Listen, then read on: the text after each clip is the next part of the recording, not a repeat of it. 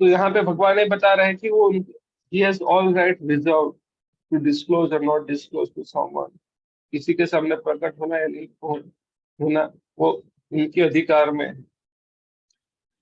तो क्या उसका मतलब यहाँ पे बोले योग माया समावृता, तो बोलते हैं मैं अपनी अंतरंगा शक्ति द्वारा आच्छादित रहता हूँ। तो उसका मतलब क्या, हम हमारी हमारा विजन, जो हमारी दृष्टि कवर हो गई या भगवान कवर हो गई, उसको कैसे समझे हम। मानो यहाँ के मैं सूरज को नहीं देख पाता, तो दो कारण हो सकते हैं, तो सूरज का कवर हो गया, जैसे मेरी दृष्टि पर आवरण लगा हुआ है, सूरज के ऊपर आवरण लगा है तो मेरी दृष्टि पे आवरण लगा है, उसको कैसे समझे। तो यहाँ पे क्या भगवान ऊपर आवरण लगा है या हमारे ऊपर आवरण लगा है, तो ये दो दो क्वेश्चन समझ में आए हमें। इस आवरण किस पे लगा है, हमारी दृष्टि पे लगा है या भगवान के ऊपर लगा है।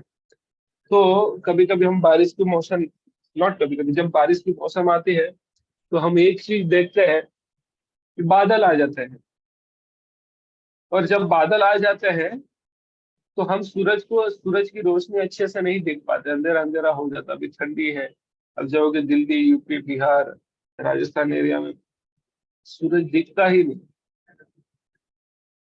तो क्या सूरज कवर हो गया या हम कवर हो गए, हमारी दृष्टि कवर हो गई, तो कैसे समझे। तो यहाँ पे जब भगवान बोलते हैं कि मैं अपनी अंतरंग शक्ति से आच्छादित रहता हूँ, उसका मतलब क्या है, इसको कैसे समझा जाए। तो उसका मतलब ये है, वो जो अगले श्लोक में बताते हैं कि प्रभु माया से आच्छादित नहीं है, लेकिन हमारी दृष्टि माया से ढकी हुई है। इसको भगवान जो पिछले श्लोक में जो बताया उसके बारे में भगवान अगले श्लोक में, कृष्णा का ज्ञान माया से कभी आच्छादित नहीं होता और वे समस्त भूत भविष्य और वर्तमान की ज्ञाता है। तो अगले श्लोक में भगवान वही बता रहे हैं कि वेदाहम समचित्तानि वर्तमानानि च अर्जुन। वेदा मतलब वेद, मतलब वो चार वेदों की बात नहीं की गई, वेद मतलब जानना। So if you take it as a verb, धातु, संस्कृत में धातु बोलते हैं, वर्ब, वर्ब मतलब क्रियापद, क्या बोलते हैं हिंदी में, बोलते हैं वर्ब, समझते हैं ना, वर्ब नाउन सिनोनिम्स, तो ये वर्ब है। ठीक है, तो वेद मतलब जानना, जानना है। तो विश्व, हाँ, वेद मतलब जानता हूँ, तो वित्त धातु से आया है। ठीक है, बोलते हैं कि वेदाहम समतितानि वर्तमानानि च अर्जुन, मैं समतितानि मतलब भूतकाल को, वर्तमान नानी मतलब वर्तमान को, और भविष्यान तो भविष्य को भी जानता हूँ। तो भगवान क्या बोलते हैं, हे अर्जुन, भगवान, हे अर्जुन, श्री भगवान होने के नाते मैं जो कुछ भूतकाल में घटित हो चुका है, जो वर्तमान में घटित हो रहा है, और जो आगे होने वाला है, सब कुछ जानता हूँ। तो भगवान ने चौथे अध्याय के तीसरे श्लोक में भी बता दिए थे। कैसे बता दिए थे, बोलते हैं कि अ, बहुनी में व्यतीतानि जन्मानि तव च अर्जुन तानि हम वेद न सर्वण न तम वेद परम तप। भूतकाल में भी हम मैंने और आपने बहुत बार जन्म लिया है, मुझे सब कुछ भगवान बोलते हैं, भगवान को सब कुछ याद है, लेकिन अर्जुन को सब कुछ याद नहीं रहता।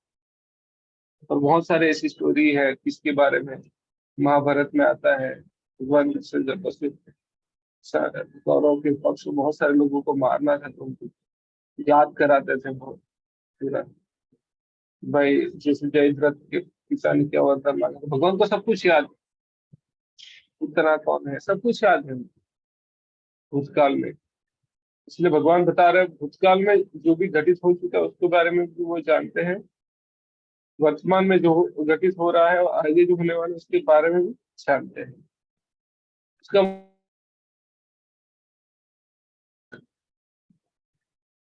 तो पिछले श्लोक में जो बोले, मूढ़ो एवं योग माया समावृत है। योग माया मतलब एक होती है महामाया और योग माया। तो महामाया और योग माया का डिफरेंस क्या है मैंने बताया था। महामाया मतलब आया, और योग माया मतलब माँ। अभी माँ आया, कहीं इस जगह पे माँ को ही आया बोलते हैं जनरली। आया मतलब जो पालने वाली होती है, या टेक केयर करने वाली होती है। और माँ मतलब जिसने जन्म दिया और पालती भी है, दोनों चीज करती है। और एक केयर टेकर होती है। केयर टेकर, अगर बच्चा रोता है तो उसको चॉकलेट दे के शांत कर देगी। फिर माँ अगर सच्ची है, मतलब जिसने जन्म दिया है, अगर बच्चा रोएगा तो चॉकलेट की वजह से रोएगा तो उसको चॉकलेट नहीं देगी, तो तमाचे भी मार सकती है चॉकलेट से, अगर उसको नुकसान है। तो योग माया जीवों को अगर कवर भी करेगी तो उसको पीड़ित नहीं होने देगी, लेकिन महामाया से अगर कवर होता है तो पीड़ित होता है। और पीड़ित होने के बाद उसको लगता, पीड़ित होता है तब भी उसको लगता है कि वो खुश है। दो प्रकार की माया शक्ति होती है, आवरणात्मिका शक्ति और प्रक्षेकात्मिक शक्ति। तो आवरणात्मिका शक्ति क्या है, आपको प्रक्षेकात्मिक शक्ति क्या है, आपको पहले, सॉरी, आवरणात्मक क्या है, आपको पहले भौतिक जगत में डालती है, पीड़ित, puts you in difficult situations, it puts you in difficult situation. And once you are in difficult situation, once you are started suffering, so prakshekatmika shakti will cover you so that you feel that you are not suffering. उसके बाद भी आपको लगता रहा, हाँ मैं कितना आनंद में, ऐसा लगता है। So sometime, by prakshekatmika shakti, people don't come to know only that they are suffering, and they are most, they are in very much worst condition. So they, even they are not feeling that they are suffering, then how we can reclaim them from that position. तो लेकिन भगवान योग माया से, जैसे यशोदा माई को ढक दिया, यशोदा माई जानती नहीं कि भगवान है। इनका जब भी इसको स्मरण होता है, विश्व रूप दिखा तो वापस योग माया से कवर कर, योग माया से कवर करते हुए जीवात्मा पीड़ित नहीं होते हैं। अगर पीड़ित भी होती है तो वो आध्यात्मिक होता है, इसमें भी उनको आनंद होता है। लेकिन योग माया, महामाया में सफरिंग होता है पूरा। तो भगवान कभी आवृत नहीं होते, जैसे हमारे बादल आ जाते तो हम सूरज को नहीं देख पाते, लेकिन सूरज को कोई कवर नहीं कर सकता। इसी प्रकार भगवान का ये स्टेटमेंट जब बता रहे हैं तो यही साक्षात विदित करता है कि भाई हाँ, भगवान कभी कवर नहीं होते, जीवात्मा की दृष्टि कवर हो जाती है, उसका ज्ञान कवर हो जाता है। बोलते हैं भगवान यहाँ पे कि मैं वर्तमान, भूतकाल और भविष्य काल को जानता हूँ, मैं समस्त जीवों को भी जानता हूँ, किंतु मुझे कोई नहीं जानता। ठीक है, तो यहाँ पर साक्षात साकारता, साकारता तथा निराकारता का स्पष्ट उल्लेख है। यदि भगवान कृष्ण का स्वरूप माया होता, जैसे कि मायादी मानते हैं, तो उन्हें भी जीवात्मा की भांति अपना शरीर बदलना पड़ता और विगत जीवन के विषय में सब कुछ विस्मरण हो जाता। लेकिन भगवान जब आते उनको शरीर नहीं बदलना पड़ता। वो चौथे अध्याय के 5वें श्लोक में भगवान बता चुके कि भाई, मैं सब मैं और आपने बहुत सारी बार जन्म लिया है अर्जुन, आप सब कुछ नहीं जानते, मैं जानता हूँ। तो ये इसका मतलब है कि भगवान शरीर बदलते नहीं, शरीर बिल्कुल भूल जाते। कोई भी भौतिक देहधारी अपने विगत जीवन का स्मृति बनाए नहीं रख पाता। उन्हें भी, हाँ, जीवात्मा की भांति अपना शरीर बदलना पड़ता और विगत जीवन के विषय में सब कुछ विस्मरण हो जाता है। कोई भी भौतिक देहधारी अपने विगत जीवन की स्मृति बनाए नहीं रख पाता, नहीं वह भावी जीवन के विषय में या वर्तमान जीवन की उपलब्धि के विषय में भविष्यवाणी कर सकता है। अतः वह यही नहीं जानता कि भूत, वर्तमान तथा भविष्य में क्या घट रहा है। भौतिक कल्पना से मुक्त हुए बिना वह ऐसा नहीं कर सकता। सामान्य मनुष्य से भिन्न भगवान कृष्ण स्पष्ट कहते हैं कि ये वह भली भांति जानते हैं कि भूतकाल में क्या घटा, वर्तमान में क्या हो रहा है और भविष्य में क्या होने वाला है, लेकिन सामान्य मनुष्य ऐसा नहीं जानते। चतुर्थ अध्याय में वो हमने देख चुका, व्यवस्वान वाला बताया। भगवान को ये भी अच्छा कि व्यवस्वान को उन्होंने सीता कही है। ठीक है, कृष्ण प्रत्येक जीव को जानते हैं क्योंकि वे सबों के हृदय में परमात्मा रूप में स्थित है। किंतु अल्पज्ञानी प्रत्येक जीव के हृदय में परमात्मा रूप में स्थित होने तथा भगवान के रूप में उपस्थित रहने पर भी श्री कृष्ण को परम पुरुष के रूप में नहीं जानते। भगवान हमारे साथ हृदय में रहते हैं तब भी नहीं जान पाते। कभी कभी पति पत्नी और बच्चे एक ही घर में रहते हैं, लेकिन तब भी एक दूसरे को अच्छे से जान नहीं पाते, इसकी वजह से झगड़ा भी होता है। भले ही वे निर्विशेषवादी ब्रह्म हो, ब्रह्म को क्यों न समझ लेते हो। इस संदेश श्री कृष्ण का दिव्य शरीर अनस्वर है, वे सूर्यदेव के समान है और माया बादल के समान है, जो हमने चर्चा किया। भौतिक जगत में हम सूर्य को देखते हैं, बादलों को देखते हैं और विभिन्न नक्षत्र तथा ग्रहों को देखते हैं। आकाश में बादल इन सबों को अल्पकाल के लिए ढक सकता है, किंतु यह आवरण हमारी दृष्टि तक ही सीमित होता है। हमें सूरज को नहीं ढकता, हमें ढकता है। सूर्य चंद्रमा तथा तारे सचमुच ढके नहीं होते। इसी प्रकार माया परमेश्वर को आच्छादित नहीं कर सकती, वे अपनी अंतरंग शक्ति के कारण अल्पज्ञों को दृश्य नहीं होते। ठीक है, जैसे कि इस अध्याय के तृतीय श्लोक में कहा गया है कि करोड़ों पुरुषों में से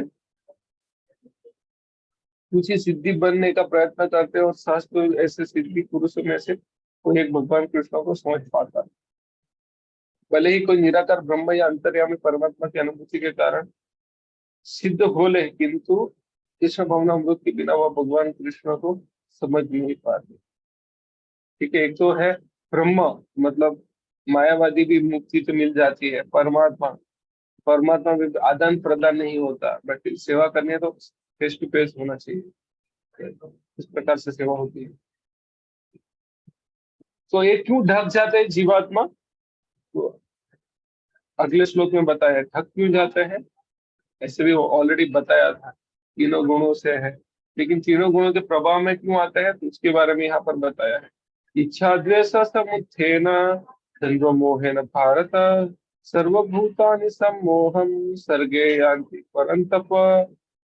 सर्गे मतलब क्रिएशन, तो उत्पन्न होना। हे भरतवंशी, हे शत्रु विजेता, परंतप मतलब शत्रु विजेता। भारत मतलब अर्जुन को बोला गया है। समस्त जीव जन्म लेकर इच्छा तथा घृणा से उत्पन्न द्वंद्वों से मोहग्रस्त होकर मोह को प्राप्त करते हैं। अगर कोई जन्म लेता है लेकिन फिर भी इच्छा द्वेष से मुक्त है, तो वो मोहग्रस्त नहीं होता है। इसे शुद्ध भक्त भगवान, कभी कभी जीव, भगवान हमेशा जीवों को उद्धार करने के लिए कोई ना कोई शुद्ध भक्त को भेज स्वयं आते हैं, या सत्यावेश अवतार के रूप में किसी जीवात्मा को शक्ति प्रदान करके भेजते हैं, या तो कोई शुद्ध भक्त को भेजते हैं, अपने प्रतिनिधि को भेजते हैं जीवों को उद्धार करने के लिए। तो ऐसे जीवात्मा जन्म तो लेते हैं, लेकिन फिर भी, इसलिए उनको हम जन्मदिन नहीं बोलते, आविर्भाव दिन। आविर्भाव means appearance. They are appearing by their own will or Lord Krishna's will. They are not coming because of karmic reaction. They are coming because of the will of Lord Krishna. That's all. इसलिए उनको appearance day बोलते हैं, या तो आविर्भाव दिन बोलते हैं। ठीक है, तो ये जब आते हैं तो इच्छा द्वेष वाले लोग हैं, तो उनको मोहग्रस्त हो जाते हैं। जीव की स्वाभाविक स्थिति शुद्ध ज्ञान रूप परमेश्वर की अधीनता है। अगर वो भगवान के अधीन रहता है तो कवर नहीं होता। मोहवश जब मनुष्य शुद्ध ज्ञान से दूर हो जाता है तो वो माया के वशीभूत हो जाता है और भगवान को नहीं समझ पाता। यह माया इच्छा तथा घृणा के द्वंद्व रूप में प्रकट होती है। तो आपने देखा होगा दूसरे अध्याय के 45वें श्लोक में कि त्रैगुणीय विषया वेदा निस्त्रैगुण्य भव अर्जुन। वेद ज्यादा तो 3 गुणों के में रहकर एक्टिविटी करना, उसके बारे में बात करते हैं। कर्म कांड, ज्ञान कांड, उपासना कांड, ये सब चीजें। वो क्या करता है, आपको 14 लोग के ब्रह्मांड के बाहर जाना ही नहीं देता। ब्रह्मांड, आसमान ब्रह्मांड की बात नहीं जाने देता, उधर ही घूमते फिरते आप। जन्म मृत्यु के चक्कर में हम घेरे रहते हैं। ठीक है, तो त्रिगुण विषय वेद निस्त्रैगुण्य भव अर्जुन। तो अर्जुन को बता रहे आप त्रिगुण के परे हो जाओ। फिर बोलते निर्द्वंद्व नित्य सत्वस्थ, और 3 गुणों से परे होकर हो जाओ। और वो कैसे होगा, निर्द्वंद्व होकर। निर्द्वंद्व मतलब विक्ट्री लॉस, ऑनर डिसऑनर, ठंडी गर्मी, these are the dualities of the life. इससे परे होना है। तो योग क्षेम आत्मा द्वंद्व क्या है, त्रिगुण विषय वेदा निस्त्रैगुण्य भव अर्जुन निर्द्वंद्व नित्य सत्वस्थ, और सत्य में हमेशा स्थित हो। सत्वस्थ नित्यम योग क्षेम आत्मवान, इस प्रकार से आप योग में हमेशा जुड़े रहो। तो यहाँ पर भी वही बता रहे थे, ये जब ये द्वंद्वों से देखिए, श्लोकों का इंटरलिंक समझिए, सिंधी में बहुत सारी चीजों में भगवान बताते हैं ये सारी चीजें। तो यहाँ माया इच्छा तथा गुणा के द्वंद्व रूप में प्रकट होती है, तो वहां पर भी बता रहे हैं इससे परे हो जाओ।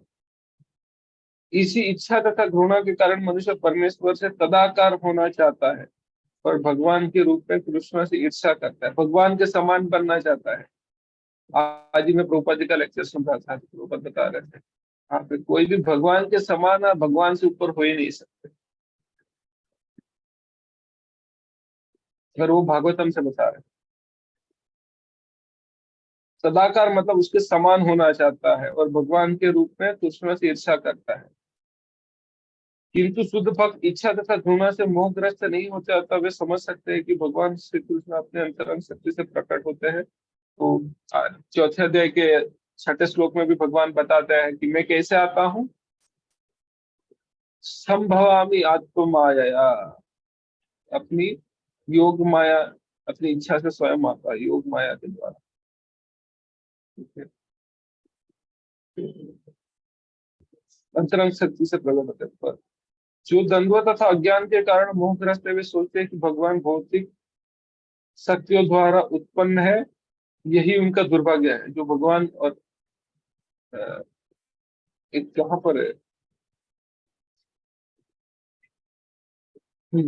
हमने उसमें पढ़ा था कहाँ पर, अरे चौथे अध्याय में, भगवान को यहाँ पर कुछ करना नहीं है और कुछ करने के कोई किसी की आकांक्षा, कुछ फल की आकांक्षा नहीं है। अगर वो कोई जान लेता है तो ये मुक्त हो जाता है, वो भी कर्म बंधन में नहीं फंसता। तो अगर वो भगवान को सोचते हैं कि भगवान माया के प्रभाव में आकर आया है, तो उसका बंधन निश्चित ही है, क्योंकि भगवान को उन्होंने भगवान की पोजीशन कम कर दी उन्होंने। भगवान की पोजीशन तो हमें, भगवान की पोजीशन कम नहीं होती। ठीक है, अगर मुझे किसी को नीचे खींचना है तो मुझे खुद नीचे गिरना पड़ता है, और किसी को ऊपर उठाना तो ऊपर जाना पड़ता है। ठीक है ना, तो खुद ऊपर होना पड़ता है, नहीं तो नहीं हो पाएंगे। तो ऐसे मोहग्रस्त व्यक्ति और मतलब जो भगवान को माया के प्रभाव में समझने वाले हैं, वही दुर्भाग्यशाली। तो ऐसे मोहग्रस्त व्यक्ति मान अपमान दुख सुख स्त्री पुरुष अच्छा बुरा आनंद पीड़ा जैसे द्वंद्वों में रहते हुए सोचते रहते हैं, यह मेरी पति, यह मेरा घर, इस घर का स्वामी मैं हूँ, मैं स्त्री का पति हूँ, ये ही मोह के द्वंद्व है। जो लोग ऐसे द्वंद्वों से मोहग्रस्त रहते हैं, वे निपट मूर्ख है और वे भगवान कृष्ण को समझ नहीं पाते। तो अगर ये द्वंद्वों में रहने की वजह से वो मोहग्रस्त हो जाते हैं, तो फिर ये भगवान बोलते हैं द्वंद्व से परे कौन हो सकता है, क्या कोई पॉसिबिलिटी है। तो यहाँ पर जैसे बता रहे हैं,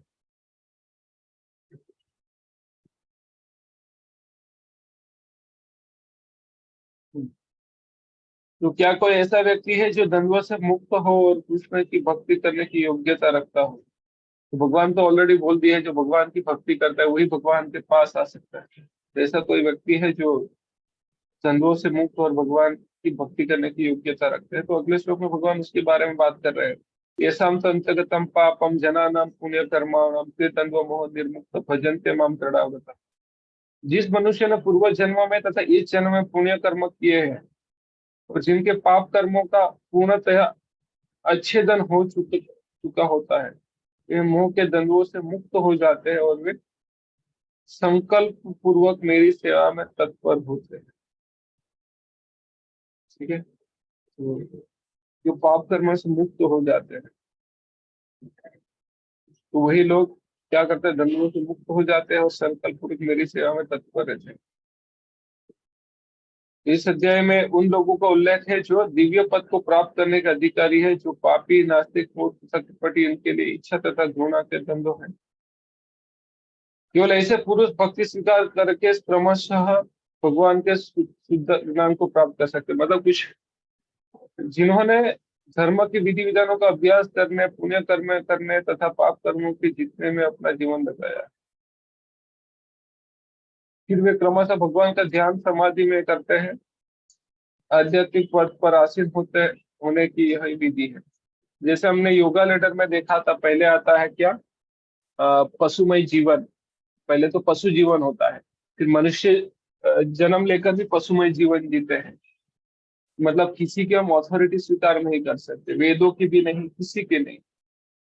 तो अलग अलग प्रकार की अथॉरिटी के बारे में, मतलब कुछ लोग भगवान में मानते हैं, लेकिन वो भगवान काल्पनिक होते हैं। काल्पनिक मतलब कोई मनुष्य को ही भगवान बना देते। वो 17वें अध्याय में अर्जुन भगवान को प्रश्न पूछते हैं, देवी देवताओं के भी नहीं, कोई मनुष्यों की भगवान बना देते हैं। ऐसे ऐसे लोगों की क्या गति होगी। तो बहुत अलग अलग प्रकार के लोगों की निष्ठा होती है, छेद होता है अलग अलग चीजों में। तो शुद्ध भक्तों की संगति में, लेकिन हाँ, तो मैं बता रहा था, फिर सकाम कर्मी आ गए, निष्काम कर्मी आ गए, फिर ज्ञान योगी, निष्काम कर्म योगी आए, ज्ञान योगी आए, ध्यान योगी आए, और भक्ति योगी। सकाम कर्मी में भी धीरे धीरे वो आगे बढ़ सकते हैं। ठीक है ना, उन्होंने पुण्य कर्म किए होते हैं तो अच्छा ही करते हैं ज्यादातर। और पूरे और अच्छा करने के चक्कर में कभी कभी कोई भक्त आते तो भी उनको कुछ कर ही दे, कुछ सेवा कर देते हैं। अज्ञानता के वश भी सेवा कर देते। तो हमने नेक्टर ऑफ डिवोशन में हमने ये चर्चा की थी, भक्ति कौन प्राप्त कर सकता है। तो आप बोले पुण्य कर्म वाला कैसे हो गया। तो पुण्य कर्म वाले होते हैं, लोगों का अच्छा ही सोचते हैं हमेशा। ठीक है। और कुछ तो कभी कभी वो लोग भी क्या गलती से नोइंगली अनविलिंगली सेवा कर ही देते हैं भक्तों की, उसकी वजह से उनकी भक्ति शुरू हो जाती है। तो मैं उदाहरण देता हूँ कि मानो कोई नास्तिक ने भी कुआं खोदा है, लेकिन वहां से अगर भक्त ने पानी पी लिया तो उसकी स्वीकृति नास्तिक को मिलेगी, और नास्तिक भी भक्त बन जाएगा आगे। तो भक्ति कंटेजियस है, इतने पावरफुल है। तो शुद्ध भक्तों, हाँ इसलिए बोल रहे हैं, फिर वे क्रमशः भगवान का ध्यान समाधि में करते हैं। आध्यात्मिक पद पर आसीन होने की यह विधि है। शुद्ध भक्तों की संगति में कृष्ण भावना मृत को अंतर्गत ही ऐसी पद प्राप्ति संभव है, क्योंकि महान भक्तों की संगति से मनुष्य मोह से ऊपर हो सकता है। अगर अच्छे भक्त की संगति हो गई तो एक क्षण में हम मुक्त हो सकते हैं, चाहे वो पशुमय जीवन हो, चाहे वो कर्मकांडी जीवन हो, चाहे सकाम कर्मी हो, निष्काम कर्मी हो, ज्ञान योगी हो, ध्यान योगी, हर एक स्टेज पे भक्तों का संग चाहिए ही चाहिए, तभी हम मुक्त हो सकते हैं। ठीक है? अगर भक्तों का संग नहीं मिला तो ग्रेजुअली आगे बढ़े। हाँ, लेकिन फिर भी ज्ञान योगी ध्यान योगी के बाद भक्तों का संग चाहिए ही चाहिए, नहीं हो सकता, स्पेशली ध्यान योग के बाद। श्रीमद् भागवत में कहा गया है कि यदि कोई सचमुच भक्ति चाहता है तो उसे भक्तों की सेवा करनी चाहिए। महत सेवक द्वार रजोभिषेकम। ये ऋषभ देव है, अपने 5 पुत्रों को मैं और 5-7 मिनट लूंगा, उसके बाद अच्छे समाप्त कर दूंगा। तो ऋषभ देव अपने पुत्रों को बताते हैं कि महत सेवक द्वार रजोभिषेकम, तो वहां पे तपो दिव्यम पुत्र कायन अस्तित्व महत सेवक द्वार। तो वहां पर बता रहा है कि अगर हमें अ, पाप वाले जीवन से मुक्त होना चाहते हैं तो हमें क्या करना पड़ेगा। महत् सेवा द्वारम आहु विमुक्ते। किंतु जो भौतिकवादी पुरुष की संगति करता है वह संसार के गहन अंधकार पर अग्रसर होता है। तमो द्वारम योषितम संग संगी। भगवान के सारे भक्त विश्व भर का भ्रमण इसलिए करते हैं जिससे वे बद्ध जीवों को उनके मोह से उबार सके। किसी ने प्रभुपाद ने पूछा, प्रभुपाद को पूछा, प्रभुपाद आप इतना ट्रैवलिंग क्यों करते हैं वर्ल्ड में। तो बोला, मैं इसलिए ट्रैवलिंग करता हूँ कि आपको ये संसार की ट्रैवलिंग ना करना पड़े। तो भगवान के सारे भक्त विश्व भर का भ्रमण इसलिए करते हैं जिससे वे बद्ध जीवों को उन मोहों से उबार सके। मायावादी यह नहीं जान पाते कि परमेश्वर के अधीन अपनी स्वाभाविक स्थिति को भूलना ही ईश्वरीय नियम की सबसे बड़ी अवहेलना है। अगर हम परमेश्वर के अधीन अपने आप को नहीं समझते हैं तो सबसे बड़ी अवहेलना है ईश्वरीय नियम। जब तक वह अपनी स्वाभाविक स्थिति को पुनः प्राप्त नहीं कर लेता तब तक परमेश्वर को समझ पाना या संकल्प के साथ इनकी दिव्य प्रेमा भक्ति में पूर्णतया रोज हो पाना कठिन है। तो ऐसा है। फिर तो ये हो गया कौन ऐसा हो सकता है। ठीक है। तो हृदय का शुद्धिकरण होना जरूरी है।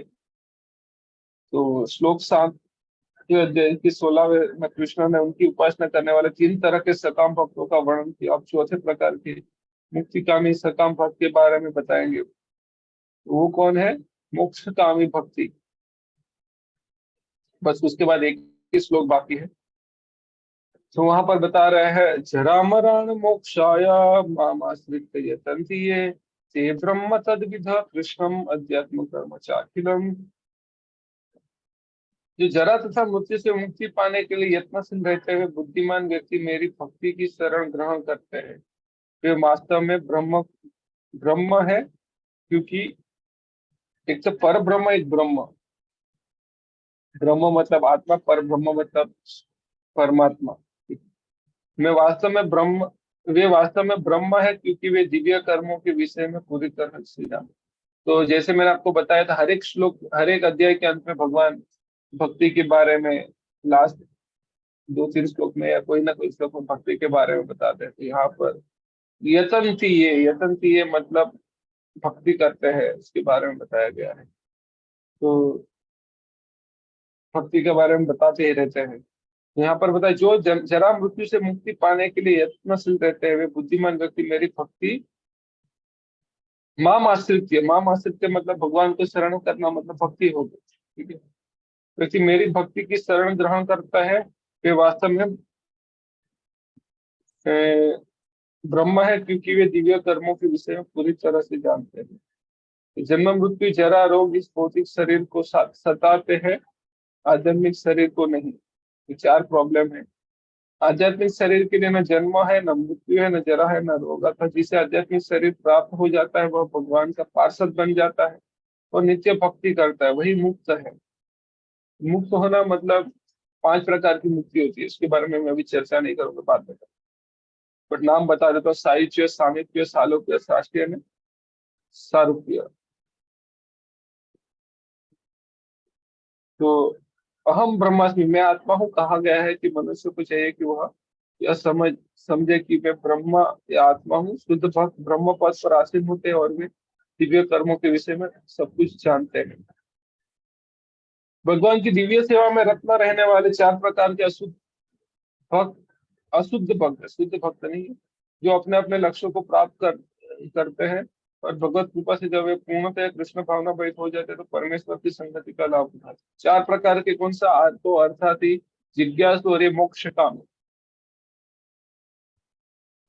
किंतु देवताओं के उपासक कभी भी भगवत धाम नहीं पहुंच पाते। यहाँ तक कि अल्पज्ञ ब्रह्मभूत व्यक्ति भी कृष्ण के परम धाम गोलोक वृंदावन को प्राप्त नहीं कर सकता। जरूरी नहीं उनको ब्रह्मभूत हो गया मतलब उसको मायावादी उन्हें ब्रह्म ज्योति में विलीन हुआ हो तो जरूरी नहीं है उसको गोलोक धाम की प्राप्ति हो। केवल वैसे व्यक्ति जो कृष्ण भावना अमृत में कर्म करते हैं, माम अस्तित्व वही ब्रह्म कहलाते हैं, कहलाने के अधिकारी होते हैं क्योंकि वे सचमुच ही कृष्ण धाम पहुंचने के लिए प्रयत्नशील है। जैसे मायावादी के बारे में बोला ब्रह्म ज्योति में विलीन होते हैं, उनको भगवान की अंडरस्टैंडिंग नहीं है। जैसे आत्मा साक्षात्कार मतलब 2 पैरेलल चीज है, मैं शरीर नहीं, मैं आत्मा हूँ और मैं भगवान का सेवक हूँ। तो ये ब्रह्म मायावादियों को यही रियलाइजेशन होता है, मैं शरीर नहीं, मैं आत्मा हूँ। तो उनको ये रियलाइज, वो ये समझते हैं कि वही भगवान है, वो स्वयं भगवान है। उनका ये अंडरस्टैंडिंग गलत है। इसीलिए क्या बोलते हैं, केवल ऐसे व्यक्ति जो जब तक अल्प, तो वो वहां पे, सॉरी,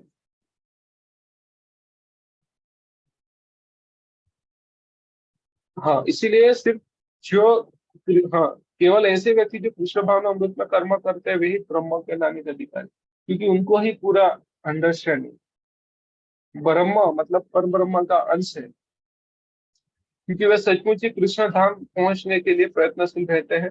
ऐसे व्यक्तियों को कृष्ण के विषय में कोई भ्रांति नहीं रहती और वे सचमुच ब्रह्म है। 4 लोग भगवान के अर्चा स्वरूप की पूजा करने में लगे रहते हैं या भवबंधन की से मुक्ति पाने के लिए निरंतर भगवान का ध्यान करते हुए भी जो लोग भगवान के अर्चा, वे भी ब्रह्म आदिभूत आदि के तात्पर्य को समझते हैं, जैसा कि भगवान ने अगले श्लोक में बताया। तो वो भगवान को कैसे जानते हैं, तो यहाँ पे भगवान बताए, जो मेरा तथा मृत्यु जो जरा तथा मृत्यु से मुक्ति पाने के लिए यत्नशील है, वो बुद्धिमान व्यक्ति मेरी इस भक्ति की शरण ग्रहण करते हैं, वे वास्तव में ब्रह्म है, क्योंकि वे दिव्य कर्मों के विषय में पूरी तरह जानते हैं। कैसे ब्रह्मा ब्रह्म भगवान को कैसे समझते हैं, जैसे 5वें अध्याय के 29वें श्लोक में बताया था, भोक्तारम इति सम सर्वलोके महेश्वरम सूर्यदाम सर्वभूतारम ज्ञात्वा संतरिक्षम। इसी प्रकार यहाँ पे भगवान बता रहे हैं, साधिभूतादिदैवम माम साधि यज्ञम च ये विदु प्रयाण काले च कथम प्रयाण काले च अपि मा अपि च माम ते विदुरुक्तश्चेतस। तो बता रहे, जो मुझ